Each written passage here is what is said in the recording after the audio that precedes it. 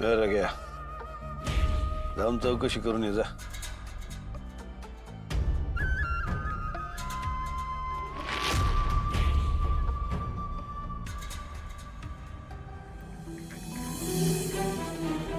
Madam, काल रात्री 50शीतली एखादी बाई ॲडमिट झाली आहे का इथं? हो, पण त्यांच्या डिटेल्स तुम्हाला डॉक्टरांना विचाराव्या लागतील. तिकडे आहेत डॉक्टर.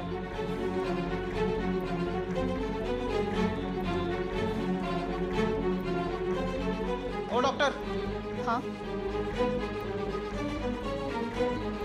काल रात्री एका जखमी बाईची केस आली होती ना तुमच्याकडं, कुठं आहे ती? हो, पण तुम्ही कोण? मला अशा कोणालाही डिटेल्स देता येणार नाहीत. कुणाला बी कसं? मी त्यांच्या जवळचा नातेवाईक आहे.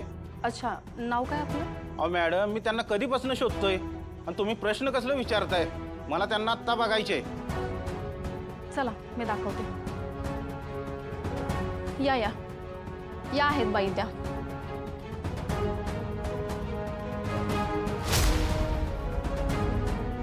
यांना ना अशक्तपणा आला होता. मी काही गोळ्या लिहून देते, त्या तेवढ्या घेऊन या तुम्ही. आणि कालपासून साधारण ना 8,000 रुपये बिल झालं असेल, ते तेवढं रिसेप्शनशी. हो मॅडम, थांबा, ह्या माझ्या कोणी नाहीत. हो का? पण हीच केस आहे माझ्याकडे. सॉरी बरं का. तुळजाचा संशय खरा ठरला.